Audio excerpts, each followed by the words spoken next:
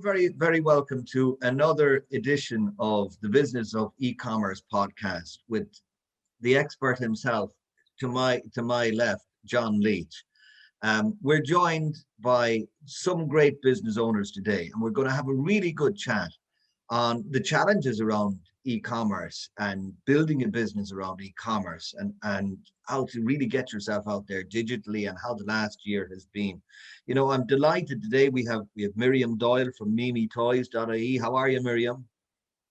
And we have Melody Fox from Vixie Gifting, and we have David Toohey from Fruitique. So delighted to have you all on board, and we'll chat with you all in a little while. But I want to start, as usual, with, he told me not to call him the big man anymore. I'm just going to call him the tall man, or the big influence himself, John Leach. John, how are you? Not bad, Brendan, not bad at all. Yeah, we listen, we enjoy these chats every week, really, with different business owners, and I think we're learning a lot as well as everything else in terms of how the industry is out there now after maybe a seismic shifting year in terms of e-commerce in Ireland and actually globally. We were talking, John, in the past about how the year has been so great with e-commerce, but it doesn't mean that everybody has been successful either. Can you tell us, are there common characteristics you've seen with successful stories? Yeah, Brendan, I mean, last week we heard a lot about the importance of customer service, the importance of great content, you know, as part of the experience, and even like down to giving personal advice as part of that e-com experience. And they were all things that made, you know, the business we were talking to last week successful. And we've talked about building trust, talking to your audience, using your assets, you know, in some cases, you know, where you had a bricks and mortar business and you had customers and you had email lists and contacts, how that really helped you, you know, kickstart and drive on your e-commerce. And I'm sure the same sort of topics will arrive this week with our panel. I mean, we've got a really interesting collection of different businesses in different areas this week. But it also reinforced me, the conversations that we've been having is my belief that good businesses know what to do in the physical world, but the same principles and approach are required in the digital world. And the bigger challenge seems to be for business owners is figuring out how to transform that real world experience into something that's better in the digital environment. Like what do you really need to focus on in digital? That sometimes comes naturally, like if you're a store owner or a shop owner or wherever, and you have a customer standing in front of you, you sort of know how to talk to that customer, how to help them, etc. And you know, successful e-com businesses have known and figured out how to do that online. The other thing is like when we're talking about successful characteristics, like a good example taken from the real world is footfall. You know, every shop owner understands that the more people that are walking past their shop, you know, the more opportunity they have to attract their attention and convert them into customers. And well, in the e-commerce world, that translates into traffic generation and traffic generation tactics and programs. So how you invest in those tactics and which tactics you invest in to bring good quality traffic to your store, I think that's a critical success factor across most of the successful stores that I've seen. And I mean, that means successful stores have invested the equivalent of their rent money, you know, into good search engine optimization programs. Very often that's supplemented by paid search. And the ones that do that successfully, they know that some of these programs take a long time to grow and develop, particularly, you know, SEO. It's not an overnight success. It's 6 to 18 months to really see good traction in that space, and you have to stick with it, as long as you're doing the right things. And then the other thing is if you're running paid search to supplement that, then they're very good on their metrics. They know how much they're paying to acquire a new customer, and they know what they can afford to pay to acquire a new customer. And they know how much that customer is worth. And if they understand those three metrics, then that really, you know, allows them to make the right decisions in terms of how they progress. So, you know, there's some of the key things. And the people who understand that, they know that building, like some people think even today, I mean, pandemic or no pandemic, that if you build a website, some people think, sure, people will come and buy from it. Not the case. I mean, it really isn't the case. And unless you're really lucky or have something that's really unique, you know, that's not going to happen. Like very often I say to somebody starting off, like, you got to assume that you're actually building a shop down the bottom of a dark alley.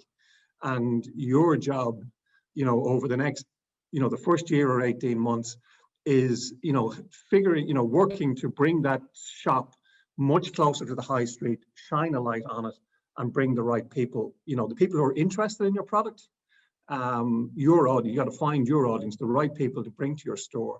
And if you're doing that, then you have a much better chance. You have the right attitude, you have a much better chance of being successful, you know, going forward.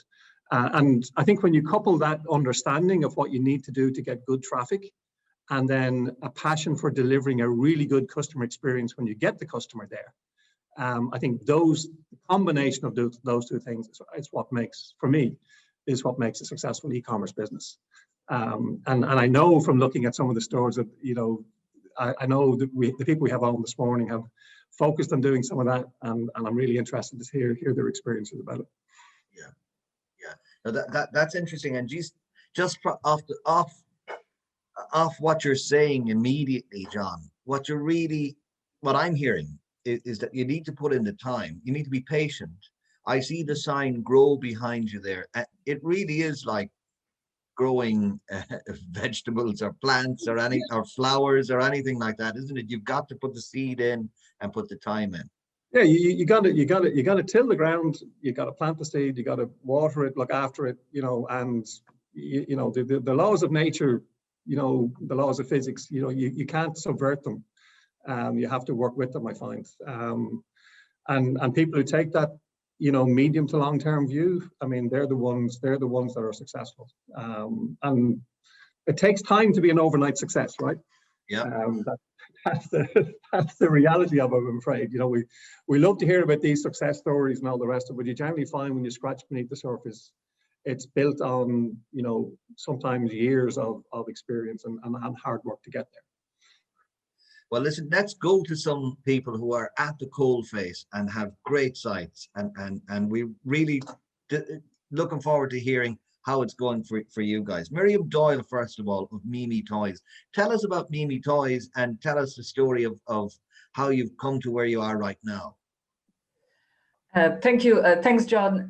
So Mimi Toys started in 2004 as an online business. Then we were the first online toy shops. So started from a passion, having young kids, not being able to find the kind of toy mix I was looking for in Ireland. So the ethos is still the same. So 2004, 2021. We've gone through 5 different websites. The last one was implemented a year and a half ago, and it's a WordPress website. Before that, it was Magento. Before that, it was Bespoke, etc. So we've tried a lot of stuff, and but still, the ethos is selling toys to children between the age of 6 months and about 14 years old that you can't find in other outlets. So you know, people who buy from us, usually they're looking for something unique, different, that will last and encourage children's, you know, creativity. And, you know, so there is a kind of an approach in my head to what people would like to see in toys and play values of the toys. So that's the ethos. And I was interested in what you were saying, John, because I am 100% with you on everything you said. The only thing we cannot, you're talking about gardening and all, we cannot think how much time this all takes, you know, and you were talking about 6 months to whatever. So SEO, if you put content in your website, it will take a while for Google to catch that and rotate. I've been lucky with the business so far in terms of social media and spending on social media, on online marketing in general, is that because the first website was in 2004, we have good organic or natural ranking, and I've always been suspicious and reluctant to spend money on online marketing, but we do now. But like that, it's very measured. So for £1 or €1 I'm spending, I need to know what I'm getting back. So it's very limited and limiting. So I'm just saying that there is so much work involved in thinking all that. So my background is sales and marketing, and even over the last few weeks, because COVID has transformed the business, the sales have been multiplied by whatever. I'm not the figure person in the business, so and you were talking about various challenges. The challenge I had at some stage halfway through the COVID year was maybe I'll have to stop buying stock because the sales were so fast, and physically we do everything in-house, as in picking, packing, as well as the marketing and all this stuff. So there was a moment where physically we thought maybe we have to stop. So, that was a challenge of saying, stop, how to slow the business down, but we didn't, because that's not, when you're in business, you're there to make money at the end of the day. So there was no slowing it down, but that was a challenge that I thought I would never face, having to stop buying so that I would stop selling to slow myself down.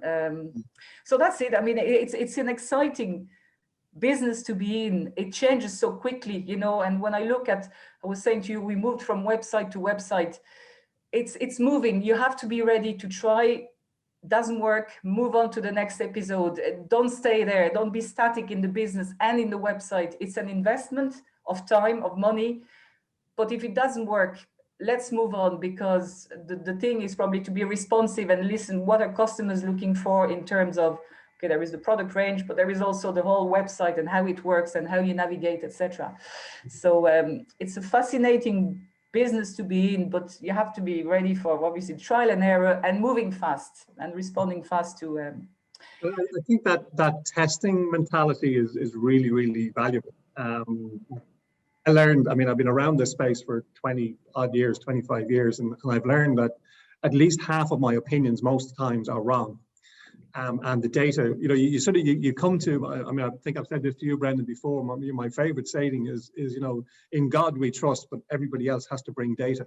And it's very much, the fact that you've gone through a couple of different iterations of the website shows, Miriam, that you have that mentality about, testing it, improving it, moving it forward, because nothing does stay the same. And even on marketing campaigns, most times I'd say to a client, we've got to test this for 3 months. We have set a budget we're all comfortable with, that we can work with, and it'll either work or it won't.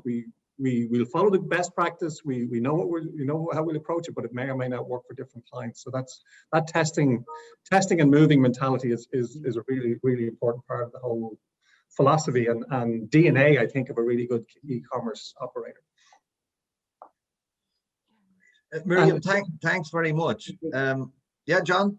I was going to say, the other thing I loved about like Mimi Ties, and my kids are a little older now, so I sort of wish I'd found it, maybe a few years ago, is the range that you seem to have curated. And I think that's driven by the desire to be, as you said, I think the one of the things I picked up on is that these are toys you can't find in other outlets. So there is a point of difference. And that's got to be important, I think, to your success, right? It is, particularly since I know COVID has pushed reluctant online purchases to buy online, but that reluctance is still there. So now they will go back to the shop. So they still, I'm still a niche within a niche, but you're right. So I need to make that niche nice and expand it. Absolutely, yeah. Because there are still few people who buy online. And then of course now Brexit is obviously to our advantage, because maybe people will be reluctant to buy from the UK for all reasons we know, but I cannot count on that only. There is still the behavior, whether you buy online or not, you trust the site or not. And it's an educational process, It is. So there is the range and there is the behavior of customers as well. Yeah. Let's hear from Melody Fox. Melody, how are you? And tell us about Vixie Gifting and how it came about and how it has been for you for the last little while. Yeah, so to be honest, it's been a bit of a mad year. Like, I know everyone else is probably in the same boat, but Vixie Gifting, it's a family founded company and we're a gifting agency based down in Tipperary. So our main store is online. So we don't have a kind of bricks and mortar store. We have kind of an office space where we do the kind of fulfillment and things.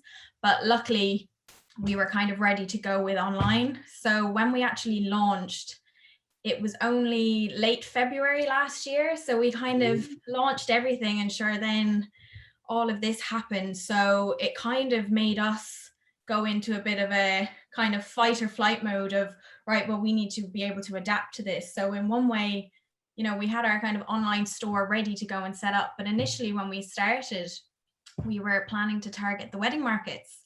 And obviously, with everything that's gone on, that kind of completely came to a halt. So we had to sort of pivot literally just as we launched into what kind of direction the business was going to be. So we'd cater towards B2C and B2B. So our B2C, our B2C e-commerce website, we kind of sell curated gift packages and gift boxes. And originally, like I said, when we launched, it was a lot of bridal stuff, a lot of wedding stuff, kind of maid of honor, bridesmaid proposals. And we kind of naturally had to evolve into maybe more of a space of, you know, thinking of you gifts, miss you gifts, and even what we've actually really evolved into is kind of more the space of mindfulness and self-care and, you know, mental health. And I think it was actually great for us because I think we've really kind of found our flow now, kind of a year and a half on, or however long it's been now.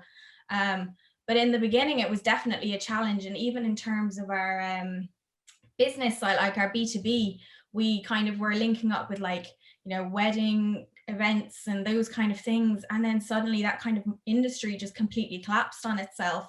And we pivoted into corporate gifting, which has actually been hugely successful for us. And I think, especially for myself, I come from a design background, so I'm a graphic designer. And I think that being able to bring, you know, my knowledge of branding and things like that into gifting solutions for virtual events and employee gifting when people actually can't be together and aren't connected, it's really been great. But even just being able to, you know, tell people's stories and tell brand stories when you can't actually physically be there in person. And I think that's a big thing as well, even for our own website with the e-commerce and our kind of gift boxes that we sell. Like all of our boxes, we like them to kind of tell a story, you know, that they're setting a moment in time. And one of our boxes now, the nightstand, which would be our most popular one, it's kind of themed around the idea of, like, you know, winding down, sleep, and all of that.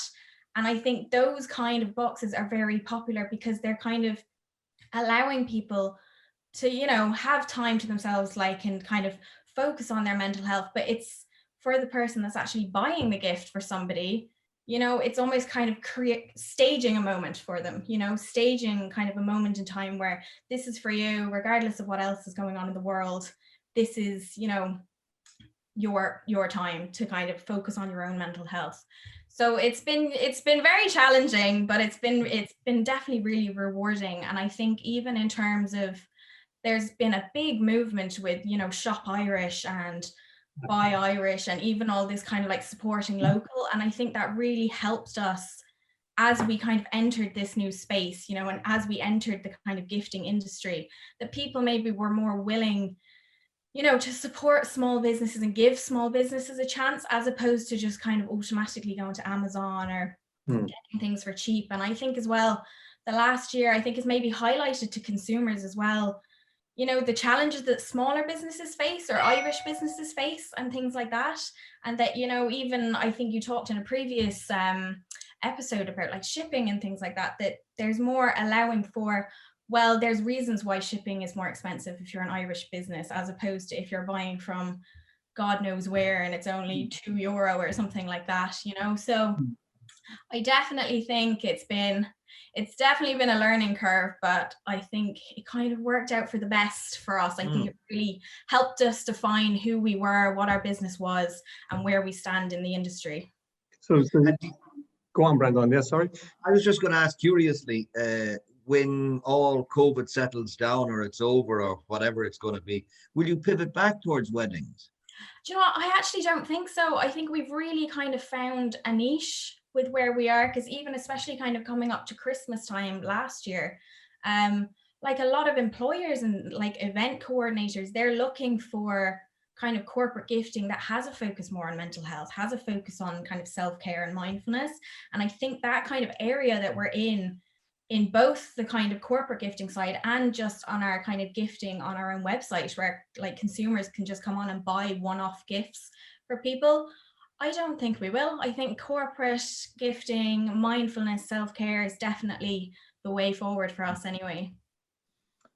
And that's interesting. That's because I also like have a couple of clients in that sort of gift area as well. And like one of the things I was interested in is the need to make it personal as well. So, Yeah. you know, the handwritten message, the card that goes, like it's not just a brown box that drops through the door. Like, and I was guessing when I was looking, I said that's got to be an important part of the experience, you know, for your customers. Definitely. I think it's like what you were saying earlier, that when you go online, it's trying to still translate that personable, memorable experience that you would get if you were going into a physical store. Because I mean, when you walk into a physical shop, you get a sense for it, you know, you can kind of pick up the products, have a look at them, you might talk to whoever's like working in the store, and you just get a feel for it. And like, if you have a really nice experience, even with the people working there, that's going to be memorable to you. And like going forward, you're going to remember that in a positive light.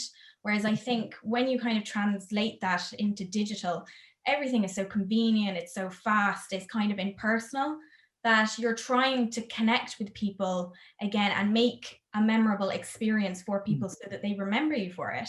And I think, especially in the gifting industry, it's kind of an interesting one, because like our customer usually wouldn't be the person who's getting the final product. Yeah. You know, so it's kind of an interesting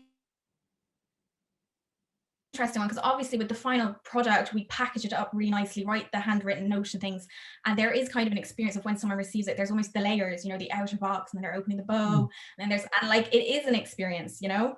But I think for the customer, it's still trying to get across that through almost your website, you know, that you need your website to be welcoming, usable, like user friendly. And even in terms of your branding, I think branding can be very important to get across your message and who you are, you know, like especially at Vixie, we kind of focus on this feel good factor is what we call it, that it's not just for the person who's receiving it. Like we want the person buying the gift to get that feel good factor, knowing that their recipient is going to get the feel good factor themselves, you know. So it definitely is, it's challenging, but I think when it's done right, it can work really, really well. I think it's recognizing that challenge exists and focusing on it. I mean, that's almost half the battle. Exactly. You know, from that point of view. And I think it is a theme that I've noticed as well, in a lot of these conversations as well, is about, like I've said, it's been a bugbear of mine for a long time, that we are, like from an e-commerce purchasing and shopping point of view, we are actually generally been at the forefront, not quite at the forefront, well up the league table in how much we buy online, but bloody hell, most of it goes outside the country. And Amazon.co.uk, I mean, that's got to be a big challenge even for you, Miriam. You know, how you compete with that monolith. And I think people are realizing that if you don't support local businesses, etc., you know, they are looking for that something different, more connectable to, etc. And I think as business owners and e-commerce operators, I think we have to make the most of that sentiment that's out there at the moment, and make sure that we get any benefits that genuinely people are feeling towards, you know, local businesses, even if they're online or physical. I think that's going to be an important part of the messaging that we continue to put out there over the next year or so. Great. Let me turn to David, and thank you very much, Melody. We'll be back to you in a few minutes. But David from Fruitique, tell us about Fruitique and tell us about yourself. Yeah, so I suppose my business, Fruitique, is actually, it probably is a little bit different compared to Melody and Miriam, because it actually is a brick and mortar store. And it's a premium fruit and veg store, and we also do cold pressed juices and salads, so the whole thing works in tandem. So the idea, it's one that I've had for about 2 years now, but we've actually only been in business for about 4 weeks. So we're definitely starting. You're very new, yeah. Exactly, and we're kind of starting with the difficulty settings turned up a little bit at the moment, because I think the location itself is a great location. It's on Lombard Street near Pier Station, and from there you can see the Grand Thornton building, you can see the Ulster Bank building, you can see Trinity, and obviously you can pretty much see the trains going across the way on Pier Station as well. Now, that's all great in normal circumstances, but at the moment, the great majority of those people are not there. Because a lot of them are working from home, and a lot of them just aren't around for whatever reason. Because I live in Rathmines, and what I find is that that area and around Ranelagh, Turrenure, the suburbs, they are generally as busy as they ever would be, because that's where people are situated at the moment. Now, did I think that by the end of June that things would be busier than they are? I absolutely did, but I think in time to come, what we're working on now at the moment in terms of our own online strategy is going to kind of help people come in the door for their first visit, because the great majority of people that come into Fruitique are generally on their first visit, apart from the people who live very locally and they might come more often.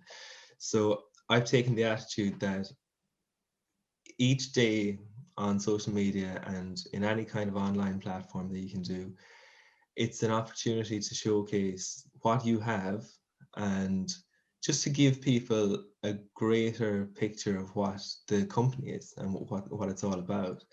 And that's really what I've been trying to do from the very beginning. So just give people a feel of the type of products we have, the amount of times that it changes throughout the week, and also like the health benefits of it, and also just the value of it as well. So that's where we've been going, because like I say, it's a good location in the long term. I do expect it to become very busy, but during this point in time now, before things fully reopen, I'm kind of using it almost as a practice to really engage with the people who are regulars and create incentives for them to come more often, first of all. So last week is probably a good example. I made up these little cardboard boxes, about the size of a laptop, roughly. And I basically said on Instagram, just on an Instagram story, it's like, these are €11. We are not going to specifically advertise this in the store, but if you see this post, pick one up and you can fill it with whatever you want for a grand total of €11. And that essentially is kind of like, it's almost like a secret promotion for the people who actually follow us on social media. And I like that. And I like kind of having that relationship with the people who follow us, because our actual following on, say, on Instagram has gone up over 100% since we opened. I mean, realistically, it was mostly just kind of friends and family before that. It's always the place to start, David. It's always the place to start. Of course, yeah, and it certainly has helped. Yeah. It's a good way to kind of get the message out there as well. It's kind of put me in contact with a lot of good people as well. So even just from that point of view, but we're up closer to the high three figures now at the moment. Only get higher. I was kind of trying to compare it to other similar places that are more established, and we're nearly overtaking some of them, so it must be doing something right.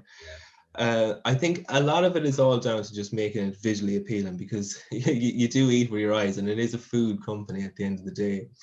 So you really have to just bring it back to that, because I think the salad and the cold pressed juices, that's down to me in terms of like making that taste good. But the great majority of the stuff is already so good because it's that little bit higher quality, well, a good bit higher quality than what you get in the supermarket.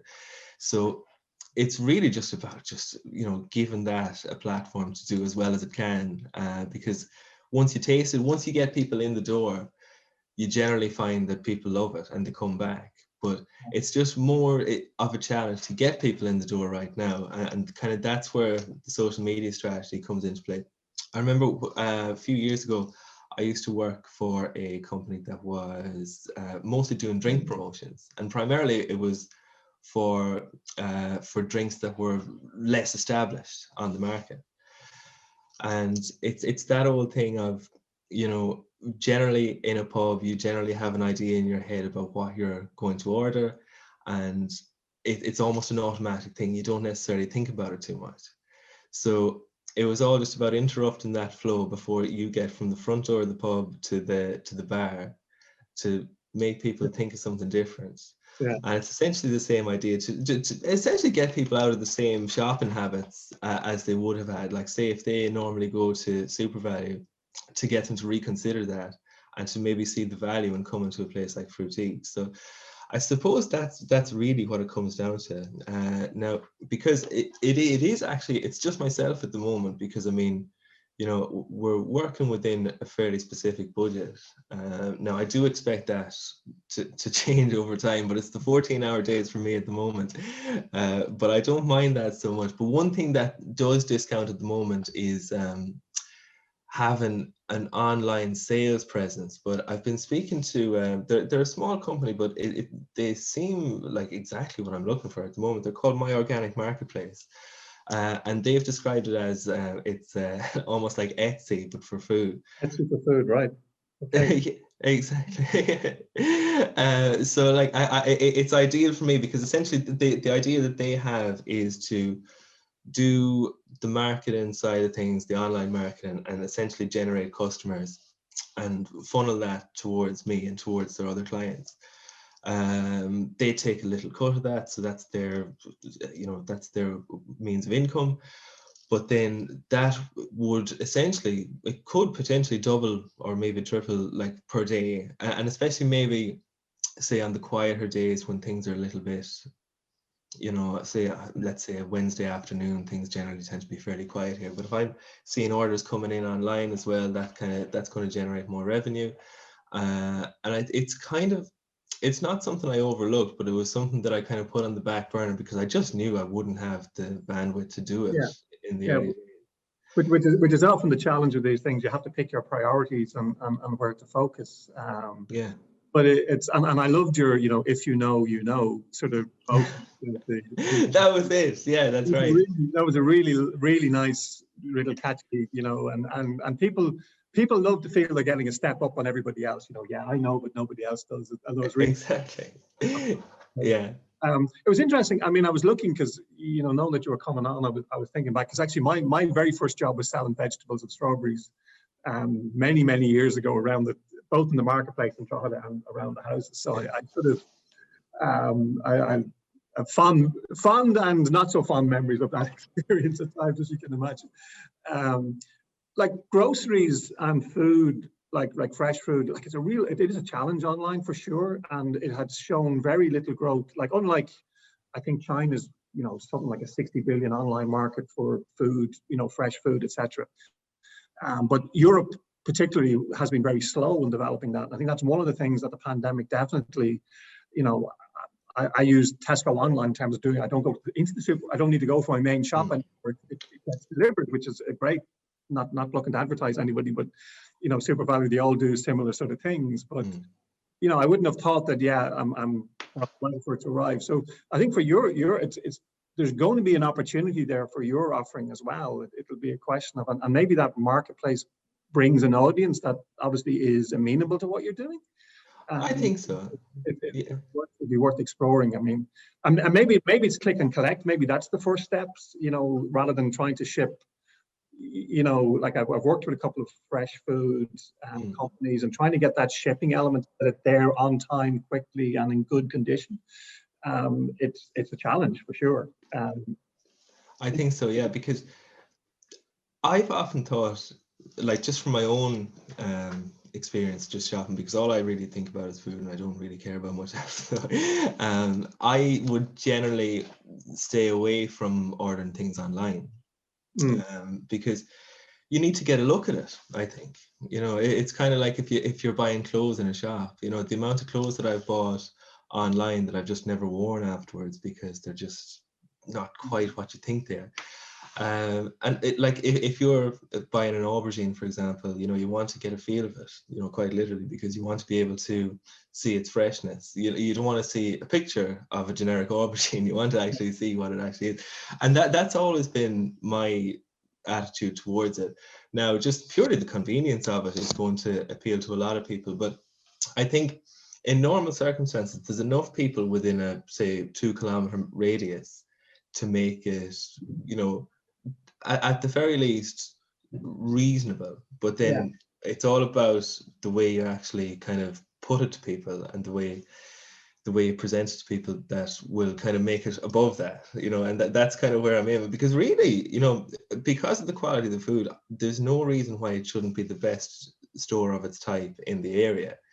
There aren't as many as you might think in that particular. There's a lot of small little convenience stores, but not really anything of the higher quality. So some of it should look after itself just on the back of the quality of the stuff that we're able to bring in.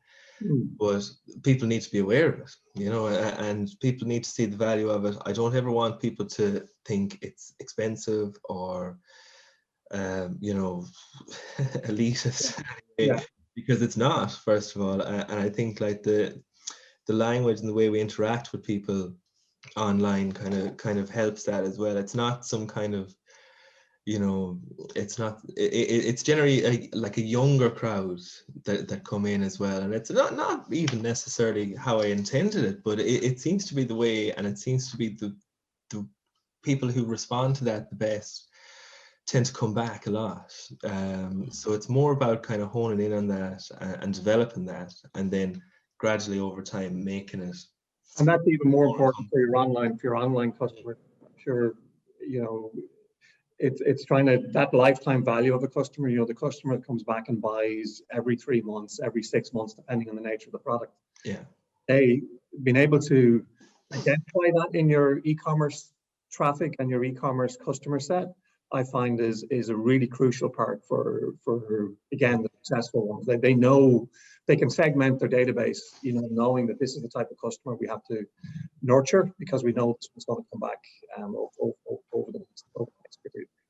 I think what's very interesting with what David is talking about, John, and to reflect back on Miriam and Melody, is buyer habits and how they've changed over the course of the pandemic. And I know, Miriam, you mentioned it, and Melody, you've seen it in terms of pivoting and that. Buyer habits are very important, and that's why, you know, Miriam and her branding is very critical, and how she's focusing on, you know, key niche toys with learning, focusing on learning and that. And again, Melody, how your branding ability is strong. But what I find interesting, John, with what David is talking about, is just that thing about the aubergine, because we as a family used to, we shifted to the you know, buying online or ordering online from SuperValu. Actually, it was very good, great, really convenient. But I actually changed back to our local store here. We're 30 miles away from any major store or whatever, but I shifted back because of exactly what David is saying. Just that odd vegetable that you're looking for used to come kind of in a package, and it was much smaller than, you know, what I would have bought if I were in there. But what occurs to me is the change is happening anyway, and a lot of people are, David, I think, buying online because of convenience. And maybe where the potential is that if you were to focus on guaranteeing or making sure that the quality that person receives is above a generic sort of big supermarket quality. So even if you buy online from Fruity, that the quality of what you get, that it's dependable, you know, that you know you're getting something there. Would that be a way, John, of distinguishing yourself in the market? Yeah, I think it's about making people comfortable to press the button and transact. And that's where it's about making a virtue of your returns and policy. For example, you know, don't hide it, you know, making your phone number and your email available on the site. So they know if they get something they don't like, they just look at the site, they pick up the phone, they ring you and say, hey, you know, this wasn't right. So, you know, those sort of things I think are really, really important, because it's the opposite of what something like the utilities companies that do. If you think of their customer service, they hide the phone number. You can never find anybody to talk to. So we find with good e-com stores, one of the most important things is that trust signal of even having a phone number in the header. Even if nobody ever rings it, the fact that it's there and they know that you're willing to put your number there, that you're available, you know, and hopefully will answer when it rings, that's such an important part of that, building that trust, that confidence in the consumer to go buy. And, you know, even for the fresh, even to be fair on the fresh vegetables and fruit element of it, yeah. When I started my grocery shop and I did all the dry stuff and said, yeah, I'll go locally for that. And it's only over time that And again, with, you know, it's either going to be as fresh as you pick yourself, or we'll take it back sort of idea that helped me sort of get into that space. So I think you're right in that, Brendan. But it's about being very upfront and very customer centric. You know, if it's not right for the customer, then you have to react in the right way, because people will be very vocal online as well. That's the other thing. You know, you know, if they have a bad experience, they will talk about it, and you have to encourage them to talk about their good experiences. Yeah. Miriam, can I go back to something that you said earlier on in the conversation, where it's not that you have a distrust of advertising or putting money into advertising or anything, but from what I could see, what happened was that you built up organically quite well because you were in there early, but you're beginning now to look at investing maybe a little bit to see if you can scale or increase. How are you finding that, and like how's your confidence levels with testing and measuring there? Well, the confidence level is really down to, can we do it from a technical point of view? Because there is a set of skills that you need to put Google Ads in place, or Google Shopping, or being able to track that stuff on your website. So there is A, the budget that you're willing to spend, but B, can you do it? And if you can't, you need to pay someone to do it for you. And then the budget starts to increase. And then, so this is where we are.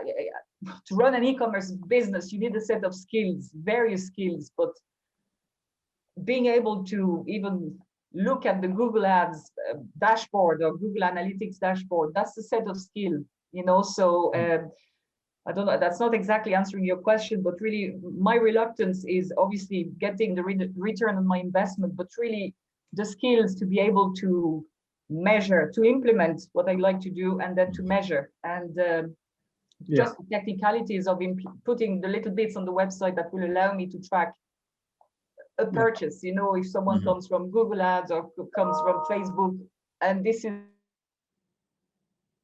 where, as a small business, you know, I've decided that I don't want to spend too much money on someone to do it for me. You know, there is a lot of stuff that you can outsource, and I'm not ready to do that yet, you know. So maybe I'm too much of a control freak, but also there is a budget element to making that decision, and you know, for the return, which is always unknown. Yeah, that's.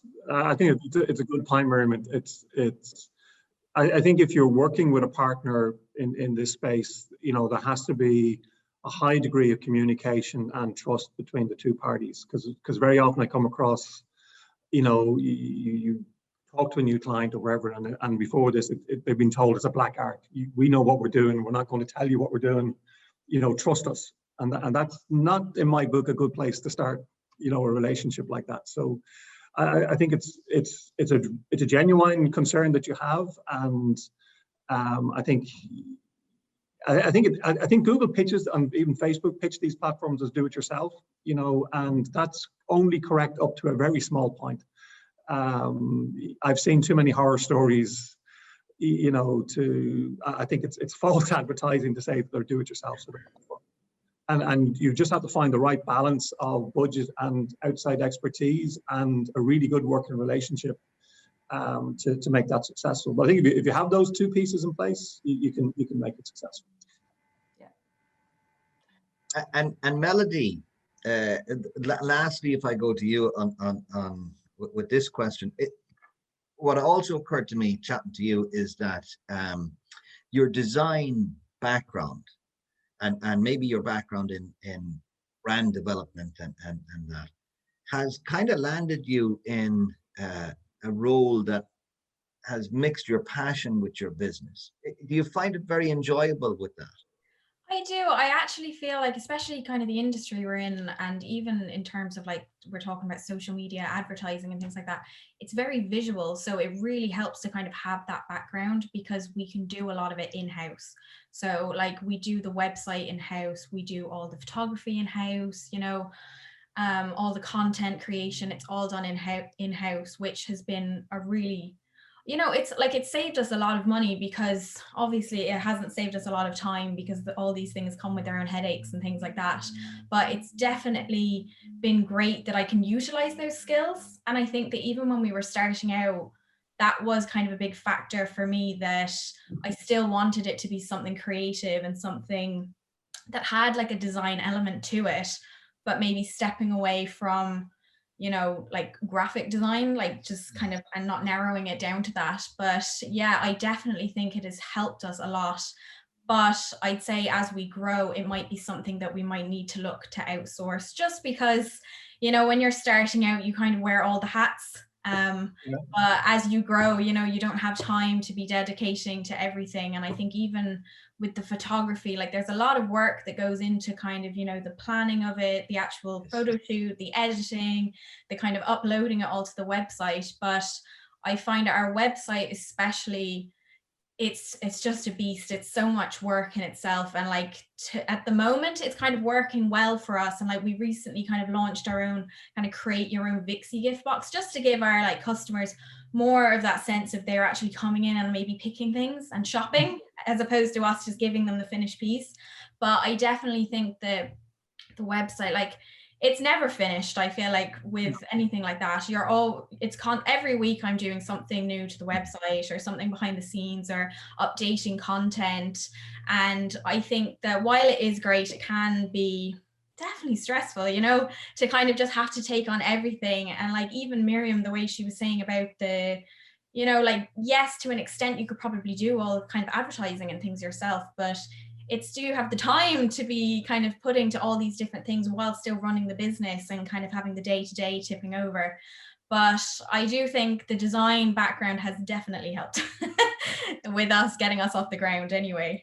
And that was, you actually touched on a point that I was going to ask you about earlier, because the build your own gift box, like, I mean, my background is I did e-commerce for Lenovo, so we were talking about configuring a laptop. And we found that people who built their own converted 2 and 3 times better than people pick something, just one thing off the shelf. And I was just curious. I mean, maybe it's new for you at the moment, but are you seeing a difference in how people convert when they're actually building their own versus taking your pre-selected one? I think definitely, because that whole kind of building our own was something we wanted to do from the beginning, but obviously it was just kind of having the time and the, you know, the skill set to do it. But since we've launched, I think we only launched it a month or so ago, and literally all of our sales have just been from that. All of our lovely curated ones that we've spent hours perfectly photographing have just been pushed aside.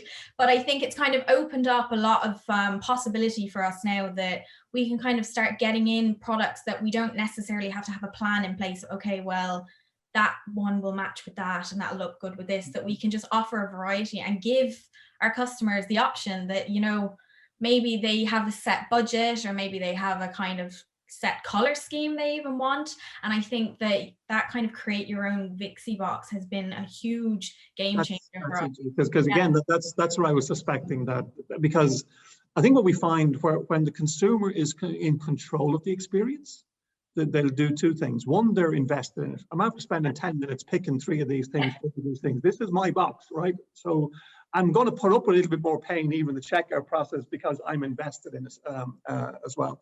And then the other thing is, they don't feel like they're being pressurized. You know, if they're looking at a box and it's 79 euros or whatever, and say, man, I sort of like it, you know, maybe, you know, whatever. And we found that not only did they convert better, but they tended to spend on average up to 50% more. So, you know, because it's exactly what they want, you know, instead of just spending 50, maybe they're happier spending 75 because they know. So where you give it comes back to putting the consumer and the customer front and center, like where you give them control and they're in control of the experience, it generally just, it's just a more successful result tends to occur. So I was really, I'm really delighted now that that's worked so well for you, because I suspected it might. Yeah, and I think as well, it kind of gives it gives our customers a sense that they're putting more into the gift, you know, that it's not just something they kind of just bought online and then sent it off and not a lot of thought goes into it, that they have like, you know, put a bit of their own personal touch on it by the products they chose, by the handwritten card, even like giving them the option of what packaging they want, or, you know, what color ribbon. And like it might seem like small things, but like just adding that personal touch to it, that I think that without having the kind of build your own box, you just would miss almost. Yeah, great. Listen, I want to thank everybody. Before I do, John, great conversation again today. Anything you want to pull or highlight out of all that?